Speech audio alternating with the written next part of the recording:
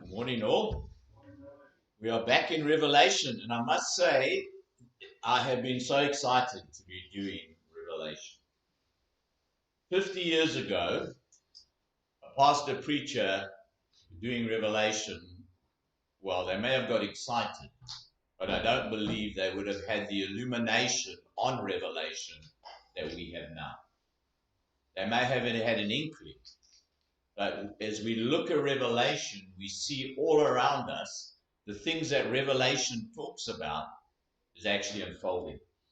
Let's read together from Revelation, and we now went to the trumpets, and we dealt with the first trumpet last time. So let's just read from Revelation 8 and verse 7. Well, we'll actually pick it up from verse 6. And the seven angels who had the seven trumpets prepared themselves to sound them. And the first sounded, and there came hail and fire mixed with blood, and they were thrown to the earth. And a third of the earth was burned up, and a third of the trees were burned up, and a third of all the grass was burned up. And the second angel sounded, and something like a great mountain burning with fire was thrown into the sea. And a third of the sea became blood, and a third of the creatures that were in the sea and had life died, and a third of the ships were destroyed. And the third angel sounded, and a great star fell from heaven, burning like a torch, and it fell on a third of the rivers and on the springs of the waters. And the name of the star was Wormwood, and a third of the waters became wormwood, and many men died from the waters because they were made bitter. And the fourth angel sounded, and a third of the sun, and a third of the moon, and a third of the stars were struck, so that a third of them would be darkened, and the day would not shine for a third of it, and the night in the same way. You remember, as we look at the book of Revelation, the seals did what? Revealed. The seals, and you'll remember the manuscript, the book, and the seven seals, and that was the title deeds of earth, and the terms of redemption of planet earth were written on there, and mankind were written on the back, and only Jesus could fulfill that. As fully man and fully son, he fulfilled those terms of redemption. And we see there, as he opens each seal, he gives a declaration to Satan and his minions who have held sway over earth, but because of Calvary no longer have legal authority, and they are the squatters, and he's told them to vacate. And as they go, they are destroying and seeking to destroy as much of mankind and as much of earth as they can. And then we come to the trumpets. And the trumpets do what? They warn us. Got to have a little blow on the trumpet. If you're busy ambling along, walking downtown, and somebody comes behind you and goes, you're going to swing around and say, what's going on? What's going on? And it's probably some guy on his skateboard coming towards you, and he's just telling you, get out the way because I don't have brakes on this thing. And it would be a good idea to get out the way. I've been hit by a skateboard. It's either very sore on the ankles or you end up going, boom, down on your back. I had a son who was skateboard mad. Trumpets are there to warn us. And as we look at the first four trumpets, they are the trumpets that are warning us on the environment. Now, I don't know if you've been watching the news or you listen to the news, but for the last couple of years, the environment has become a big issue. Right now, there's all sorts of conferences, and they're talking about global targets and emissions, and we're going to have to start driving electric cars and all sorts of things. And those goals within themselves are not necessarily bad, because we were told that we were called to look after our environment. But we saw in the first trumpet, it was warning us on the destruction of vegetation. I was reading just today that in the Amazon alone, that the forces that have been told to protect the forests are failing because of the illegal loggers, because of all the illegal people that are operating. The Amazon forest is being deforested. And that's causing major issues. Because, folks, what generates the oxygen that we breathe? the trees. We need the trees to filter, to keep that whole system going. And we see that there's a destruction of vegetation. More and more green space globally is being devastated, whether it be by fire or by industry, and that is just sweeping across the globe to the point where it's become an absolute crisis. Now, the first trumpet warned us of that. It said a third of the world is going to see the vegetation destroyed. And you come across so many people today and they say the Bible isn't relevant. I want to tell you, the Bible is so relevant, especially Revelation, to our times. This book was written more than 2,000 years ago, and it warns that we're going to get to a place in our world where the vegetation and the environment is going to be destroyed. 2,000 years ago. So if you're a young person who's grown up in a liberal environment watching this morning, you need to realize that God warned long before Richard Attenborough or David Attenborough or any of the other young global climate activists came around. God was warning that this was going to happen. So you need to start to re-examine the whole premise of your theory. Because God, thousands of years ago, said this was going to happen. And that's why even 50 years ago, pastors would not have understood the full implications of what these trumpets are saying, because they were not living and they couldn't even begin to imagine what was coming. So the first trumpet dealt with the destruction of vegetation. The second trumpet, and if you want, on your way out, you can take a picture. I'm sticking them up every week. Pollution of the seas. Even 50 years ago, you could go down to the sea, you could go for a swim, you could paddle out. The biggest danger to you was possibly a shark attack if you're in a warmer part of the ocean, or a jellyfish sting, or a blue bottle, or something like that. Now you can paddle out into the ocean and you can be inhaling plastics as you swallow the water. You could be finding somebody's mask floating around and all sorts of other plastics and rubbish. And we've all seen the documentaries and the programs where they're showing the coral reef is dying, etc., etc. Why is that? Did that happen by accident? Of course not. It happened because man has been polluting our oceans. The ships that are traveling and moving through, where do they empty all their waste? Into the sea. If big companies want to dump their corporate waste cheaply, they pay people to take them so-called to another country, and as soon as they get offshore into international waters, they just ditch it and turn around and come back for another load. And we are living in a scenario today where the oceans of the world are becoming heavily, heavily polluted. Fish stocks are dying back in huge amounts. How many of you like to eat fish? I like fish. Do you know that a lot of the fish today, as they test them, there are levels of pollutants in those fish that are going up almost on a monthly basis.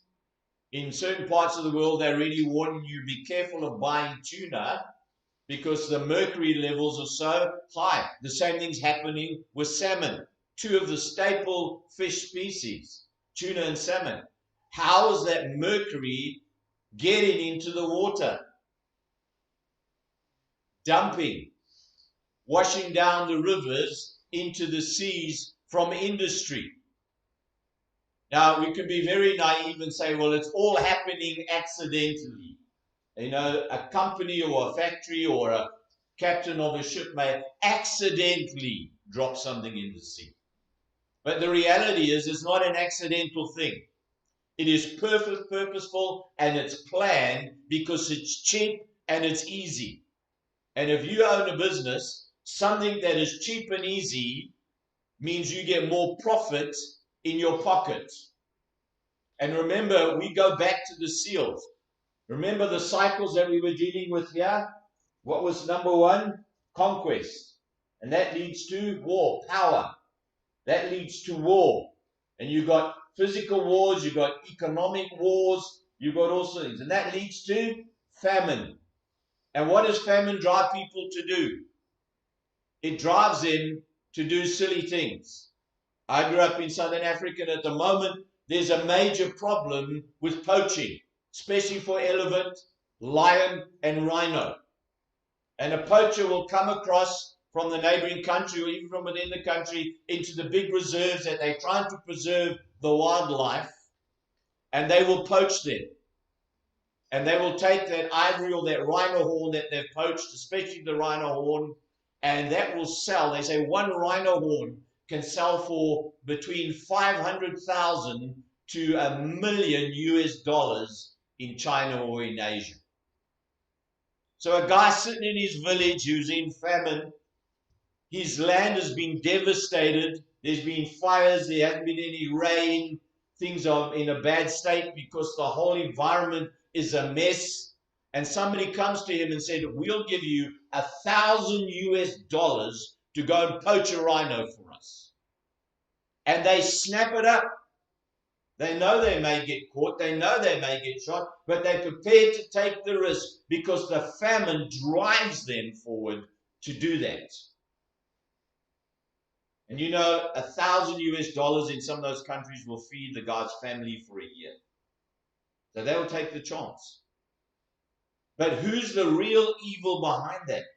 It's the middlemen, it's the end receivers who are pushing these guys to go out and do that poaching.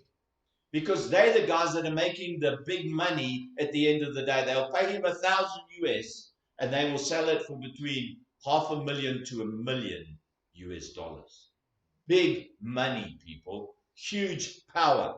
And that's what's driving what's happening in the environment today. It comes right back to what we saw in the seals. It's greed. It's power. It's people wanting to have more and more and more.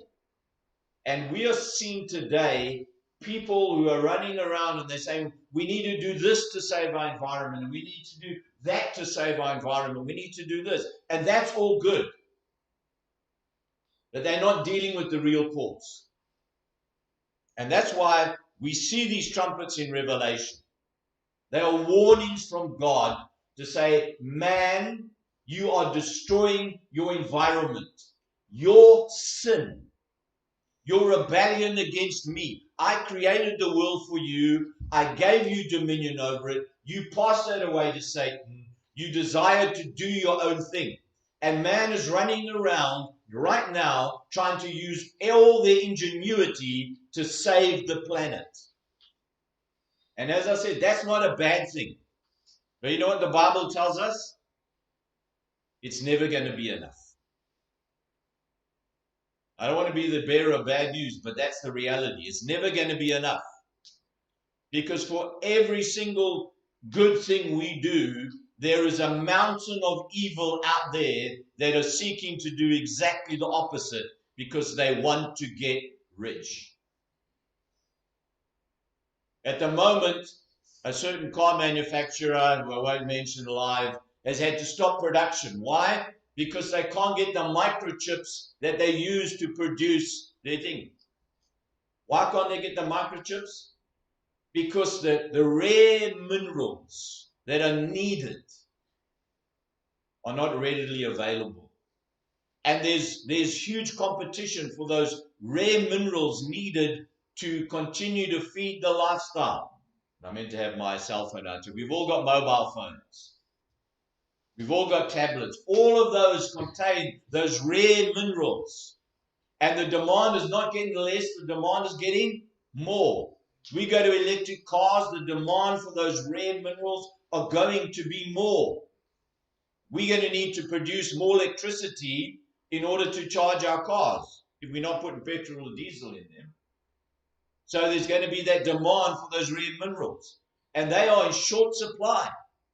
So we're going to see certain countries go to war in order to procure their future. We're already seeing in the whole vaccine wars that are taking place. We've seen in the north of Mozambique how people are fighting over the gas supply, and the jihadists are pushing further and further in because they want control of the gas fields that are being found so that they can control, have power and the money and the wealth to push forward their agenda. So, folks, this is very relevant.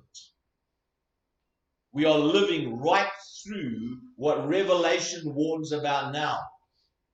It is right up to date. We've seen the destruction of our vegetation. We've seen the pollution of our seas and the impact that is having on our food stocks, on our fish supplies, on the natural animals that are there. We saw the whole world almost ground to a halt because somebody couldn't drive their boat very well and got stuck in the Suez Canal, and there was all sorts of drama about that. We are living in a very fragile world, and our oceans are being messed up. And so often people say, how could God do this to us? The answer to that is simple. God's not doing it to us. God's warning us what's happening, and we need to understand that here. In these trumpets, this is not God doing it. This is God warning us. Remember the 4 angels that were told to go? Those were demonic forces. Jesus is telling them, go, you no longer have dominion, you go. They are the driving force behind the things that are happening. It's not God doing it to us. And I'm so tired of people trying to blame God for the mess that we're in. It's not God that's to blame, it's ourselves to blame. It is sinful man and our pursuit of power and wealth and all the things that we are trying to accumulate for ourselves that have forced us to this place. We look at the super rich of the world, and I mentioned that before, and that huge wealth that no one would ever be able to spend in their whole lifetime. And all of that is driving the pollution, the environmental crises that we are living in. And as I said, the sad thing is that we can do everything in our power to try and stop it. But it's like a juggernaut that's going to come. Because at the end of the day, we're not dealing with the root cause, which is the sinfulness of man. The third trumpet is the poisoning of the rivers and the drinking water. How many of you have really had to drink bad water? We are really blessed in the UK. We can go to the tap, switch it on, might have a bit of lime scale in. It's a real pain. But it's drinkable. I grew up in the southern hemisphere. I've seen people walk for miles and miles carrying buckets and taking dirty, muddy water from the rivers and walking miles back to their villages and drinking that dirty water and getting typhoid and dysentery and all the waterborne diseases that they get. I've been a soldier. I've been in situations where we've gone down to a pool of water because that's all there was. And you move 5 or 6 inches of slime off the top. And you siphon off that water, fill your water bottle, and throw your tablets in. Fortunately, we had tablets to try and sterilize the water a little bit. But folks, we are living in a world where people are going to die because they don't have the water to drink. We are living in a world where people are dying because they do not have water to drink. Clean water, cholera, all those waterborne diseases are causing major, major impacts. And what the Bible is warning, because of the way man in their selfishness have pursued this agenda, that we're seeing the poisoning of the rivers and our drinking water. If you see what happens in India, if you see what happens in China, the two single biggest rivers, polluters of our oceans, the Ganges and the rivers of China. Why? Because the industry, which we all enjoy the fruits of, because it's cheaper to get things from China. I remember watching a TV program which had some, they talk about sort of a mythical beast, but the guys there, the big business entrepreneurs, and it's something to do with the den, I think.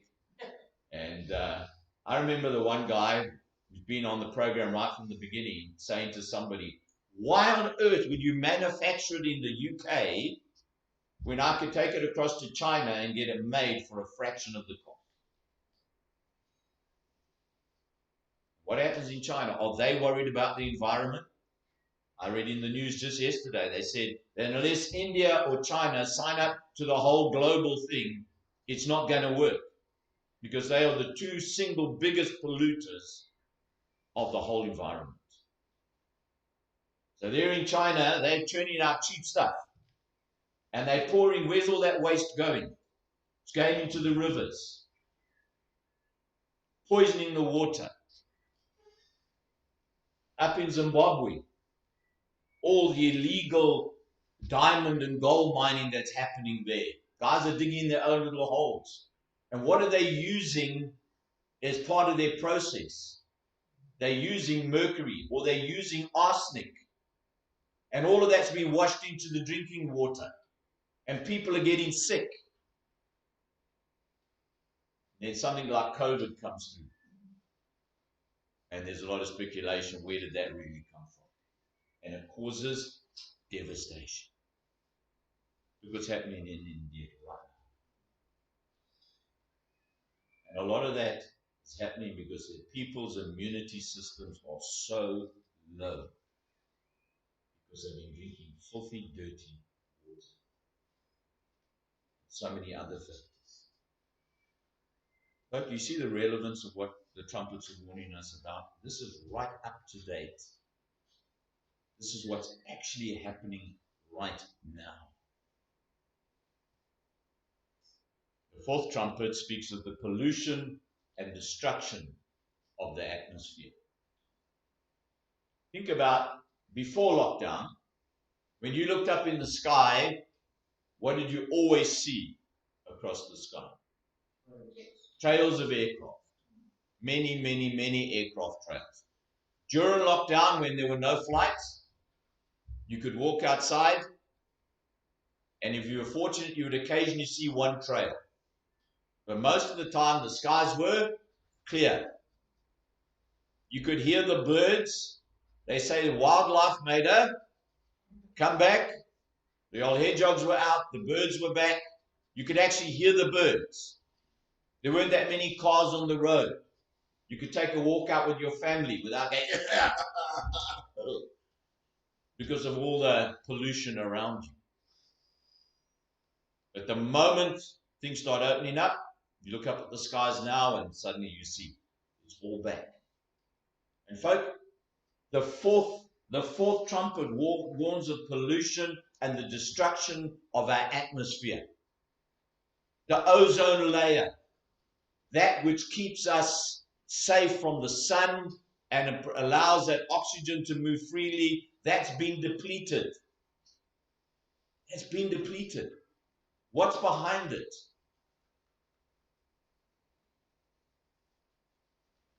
Well, we like our fridges, we like our deep freezers, we like our cars, and we like all those comforts. And as much as we try and get ahead, the Bible tells us in the end, we're never going to win the environmental battle, because the real cause is sin. In our cities, Just this past week in the news, there was a girl dies because of pollution. Why do you think we see all these cancers coming through? Because through the air we are breathing in pollutants. Through the food we eat, whether it be from cows, from fish, from chickens, from our veggies, we are eating pollutants because our whole environment has been polluted beyond what is safe. Everybody says, well, you need to become vegan. The pollutants are in the veg as well. You take away the cows, where are you going to get the fertilizers for all the veg?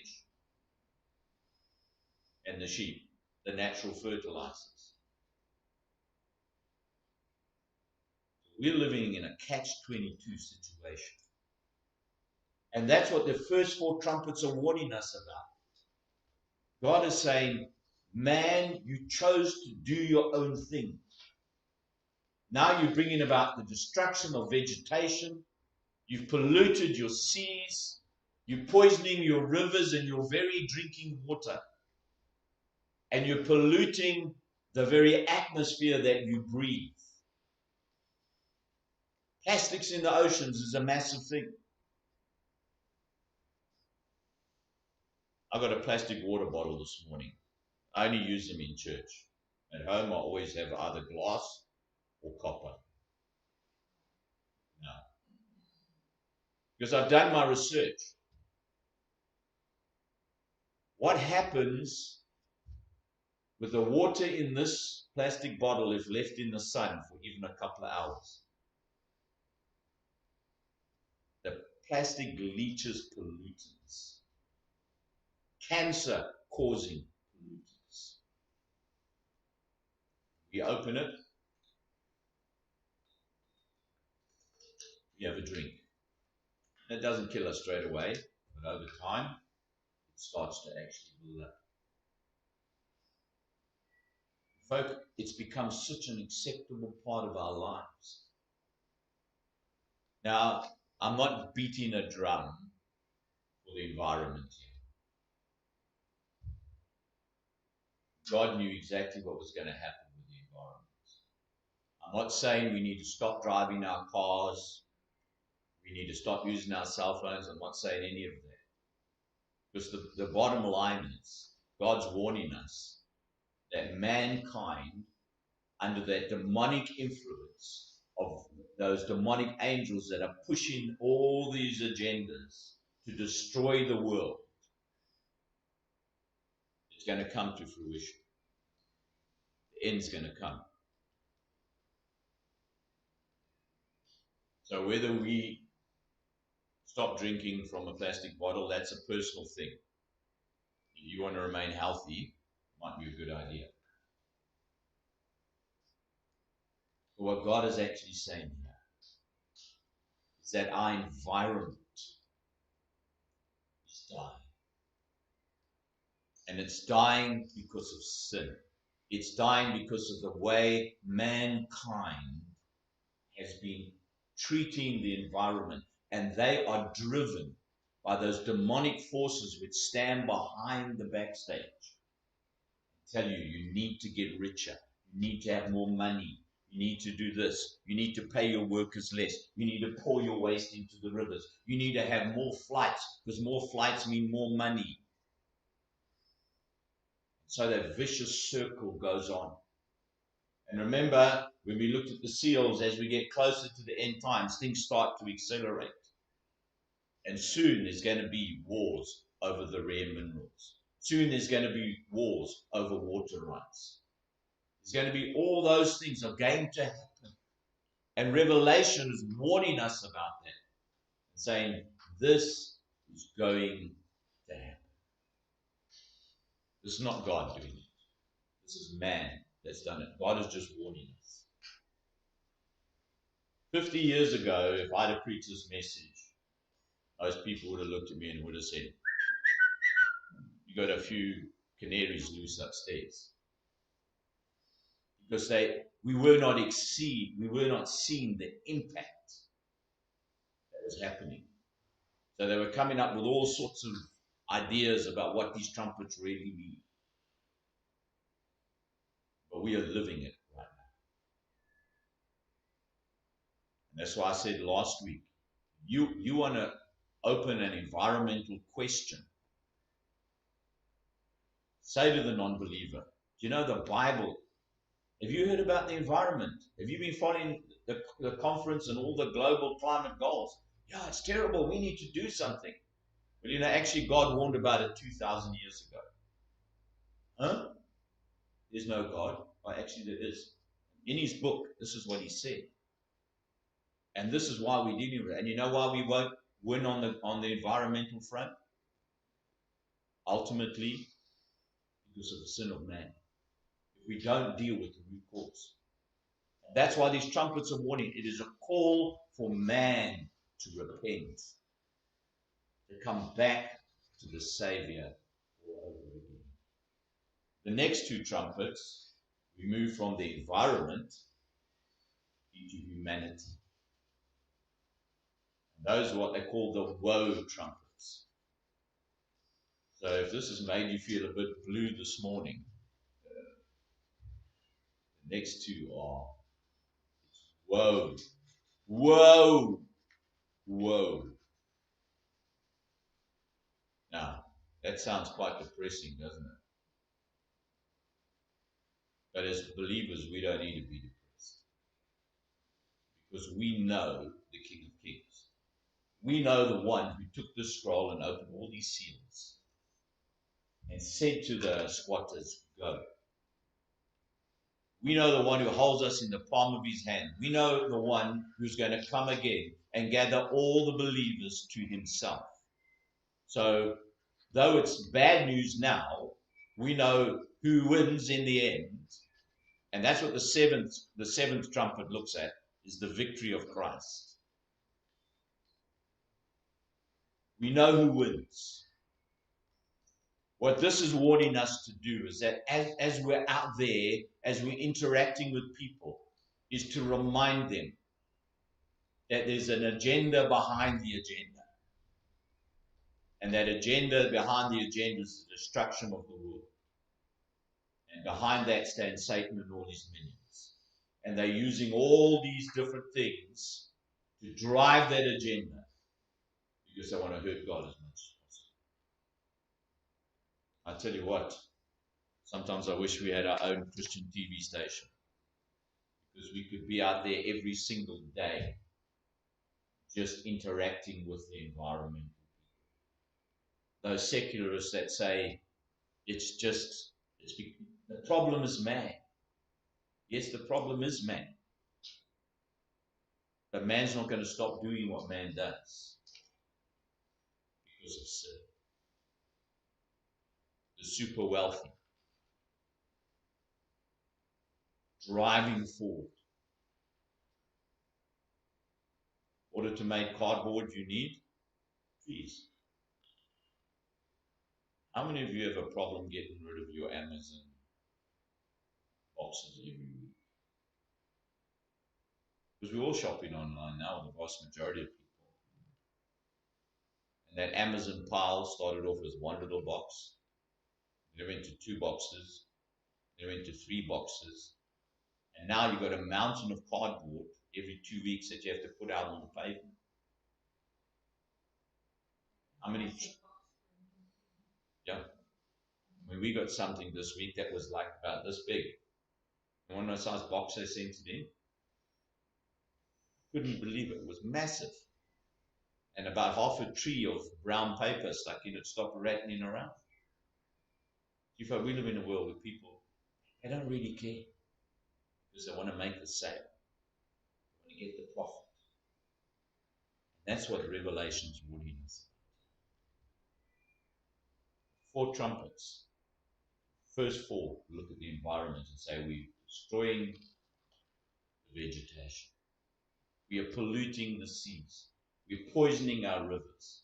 And we're poisoning our atmosphere, the very air that we breathe. Behind that stands Satan and his minions, driving the greed of mankind. And as I said, doesn't mean we should help pollute the environment. We can do what we can do. We can plant trees in our garden. We can change the way we live. That's a good thing. Grow our own veg. That's a good thing. But the real reason for the trumpets are to warn about what is going to happen. We're in the beginning of that sign. We're in the beginning. Things are going to get a lot worse. But we know who's on the throne. Let's pray.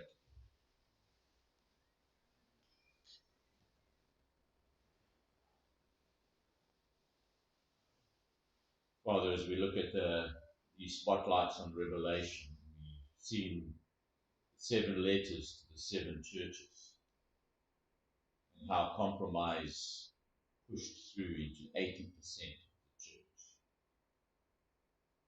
Lord, as we've looked at the 7 seals, we've seen how the demonic forces are seeking to go out and bring further destruction before your second coming.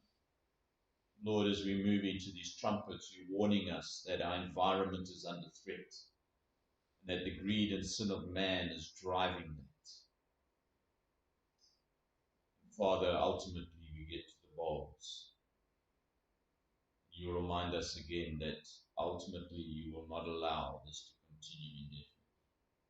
That right now we're in that period of grace and you're calling us as your children to be the light and the salt, to be telling people about the good news of Jesus Christ.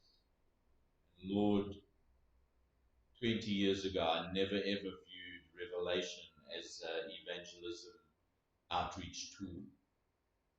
But in the past few years, I've realized that it is such a powerful tool for evangelism in the world. Lord, I just pray that you would help us as your children to not be despondent as we read this, but to realize these things are going to come to pass. You warned us, but that we still have the mandate of going into all the world, telling people the good news, making disciples, because you care for individuals one by one. You care for people.